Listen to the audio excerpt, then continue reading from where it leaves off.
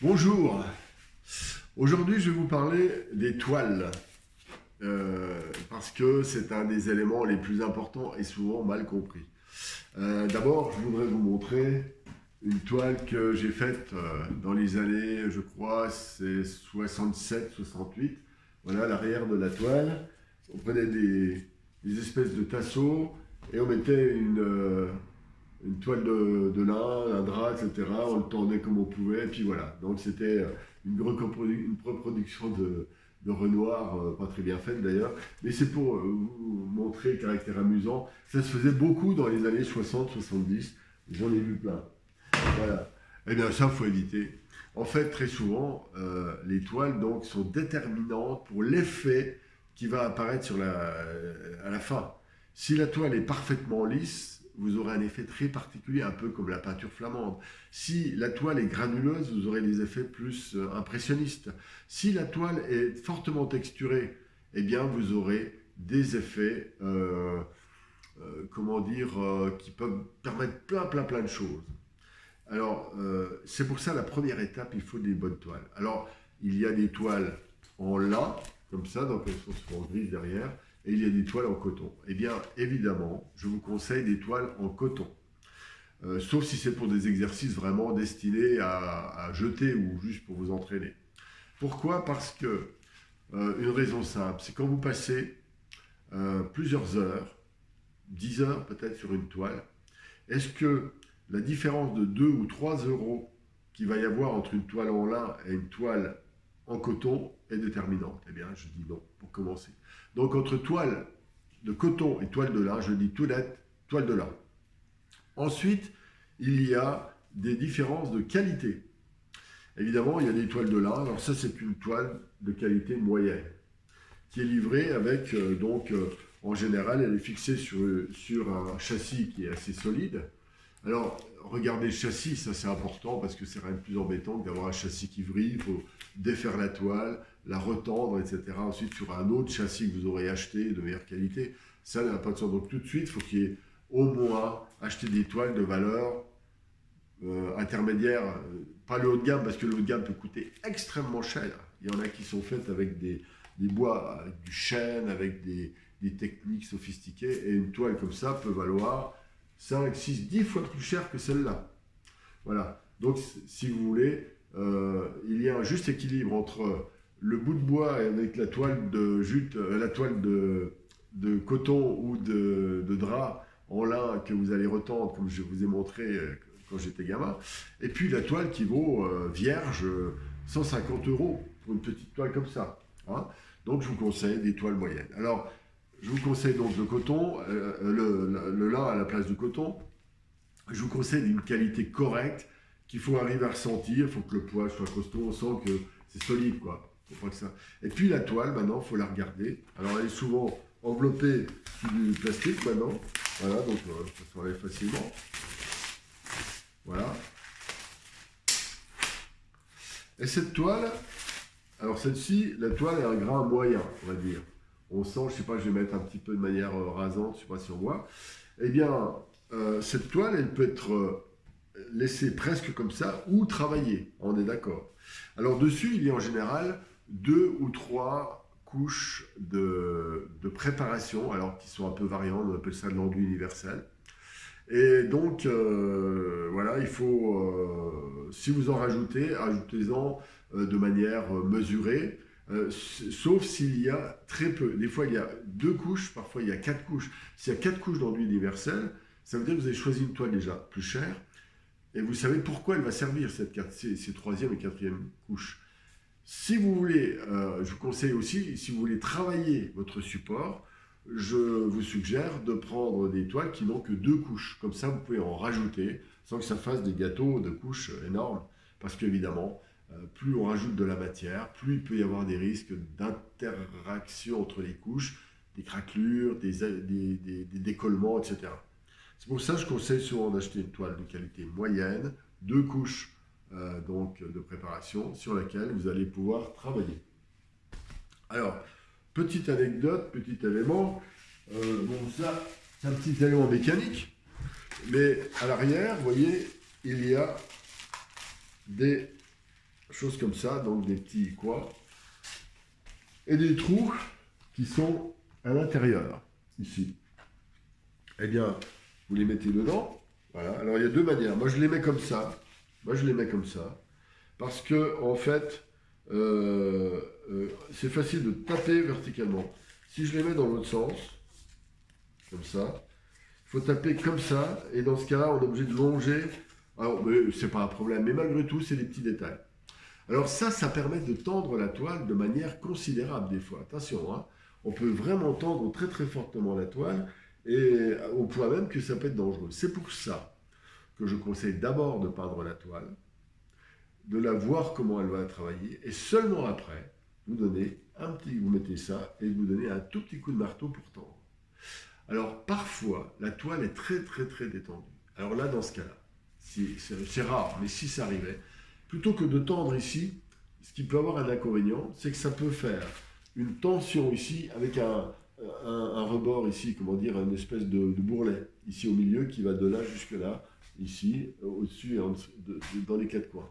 Donc dans ces cas-là, il faut retendre d'abord un peu la toile, puis redonner un léger coup de marteau. Surtout ne donnez pas de grands coups de marteau qui créent une tension artificielle, surtout si c'est sur une toile qui a été déjà peinte, car ça pourrait occasionner des craquelures. Évidemment, la toile, elle va se tendre, et l'enduit qui est sur la toile ne va pas suivre, parce qu'il est dur, forcément les fibres qui seront tendues. Et donc, vous risquerez de faire des décollements à court terme, donc immédiatement, ou à long terme. Voilà pourquoi je vous conseille d'être assez prudent. Puis, quand vous faites la tension, faites-la légèrement, etc. Voilà. Donc, même des fois, quand il y a des bosses, je mets de l'eau derrière avec un petit, comment dire, un peu comme on utilise quand on lave des vitres, par exemple. Je mets de l'eau simplement sur toute la surface et ça retend très fortement la toile aussi.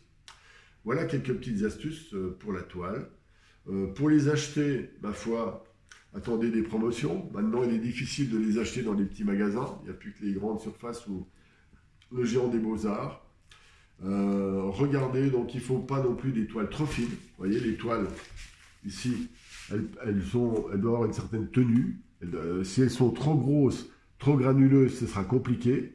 Si elles sont trop fines, elles vont s'éclater, elles vont travailler. Donc, vous voyez, en fait, il faut du bon sens. En fait, pour une toile comme ça, il faut compter une dizaine d'euros en les achetant bien, en les achetant par paquet de 20, par exemple. Avec quelques amis, vous en achetez 20, 30, et ça vous coûtera une toile comme ça aux environs de 10 euros, quoi. Quelque chose comme ça, maximum. Voilà. Ou, allez, ça peut être grosse promo, entre 9 et 12, 15 euros, voilà, ça dépend aussi de la qualité. Voilà ce qu'on peut savoir sur les toiles. Ensuite, il n'y a pas besoin de les préserver parce qu'elles sont déjà sous plastique.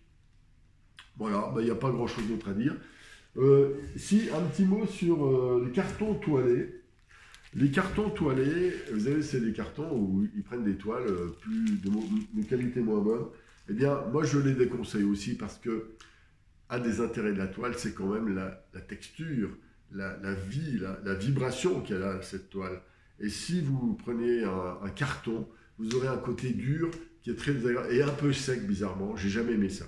Donc, je le déconseille. Donc, je répète, peinture à l'huile, toile, prix moyen, grain moyen, épaisseur moyenne, que vous pouvez retravailler avec des enduits. Ces enduits peuvent être, j'ai oublié de parler de ça, du gesso ou par exemple du modeling paste. Il y en a d'autres, hein, il y a des éléments texturés, mais ça j'en parlerai une autre fois. Alors ça peut se mettre au pinceau en plusieurs couches, comme on peindrait une porte simplement, avec des petits coups de ponçage entre chaque coup. Ce qui fait que les grains, si vous voulez une surface parfaitement lisse, eh bien vous faites 5-6 couches en ponçant chaque fois, et chaque fois ça devient, les grains du début, ça devient un peu plus fin, parce qu'ils sont écrêtés par le ponçage, et à un moment donné, ça devient parfaitement lisse. Voilà une des techniques, simplement, pour faire une surface très très lisse. Sinon, il y a du mortier de texture, de structure, qui s'appelle aussi du modeling paste, qui permet de faire des beaux empattements, des belles épaisseurs jusqu'à 1 cm. Attention de ne pas abuser des artifices dus à ce genre de choses, c'est juste un problème de bon sens toujours. Mais voilà, donc, ça se mélange à l'eau, bien entendu. Voilà. Pour les toiles, faites simple. En général, pour le matériel, c'est pareil. Je dis en général, achetez sobrement. Voilà. Petit détail, mais là qui concerne plus la peinture. Quand vous achetez des toiles, si vous avez prévu un sujet de ce format-là, eh bien, achetez une toile un peu plus grande. Pourquoi? Parce qu'en général, ça la fait respirer. On fait toujours des toiles trop serrées.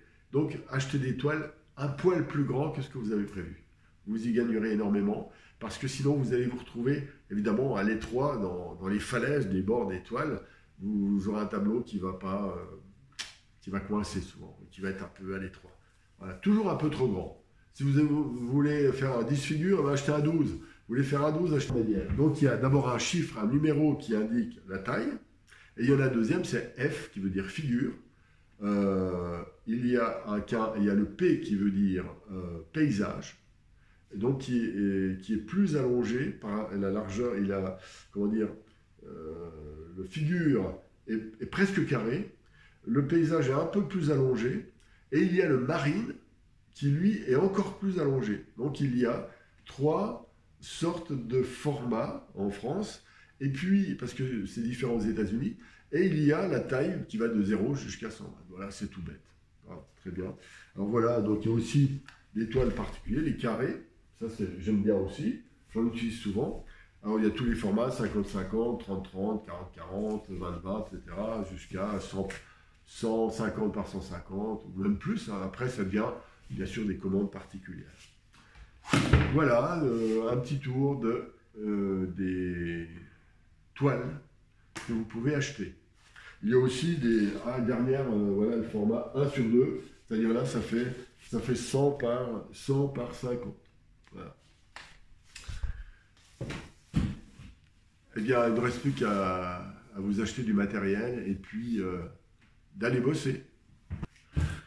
Si cette vidéo vous a été utile, n'hésitez pas à liker, à la transférer. Et puis, voilà. Si vous voulez des informations plus précises sur les éléments techniques qui ne dépendent ni de YouTube ni de Facebook, parce qu'on est de plus en plus, vous voyez, un bout de sein, un nu, une fesse un petit peu trop érotique et vous risquez d'avoir votre compte quasiment coupé. C'est arrivé à des personnes récemment. Donc si vous voulez, je vais de plus en plus sur mon compte personnel lié à mon site internet et donc une newsletter. Je vous invite à vous inscrire à cette newsletter, c'est en dessous donc il y a un lien en dessous pour être sûr que nous soyons en contact régulièrement, sans passer par ces intermédiaires qui peuvent être capricieux. Voilà, à bientôt!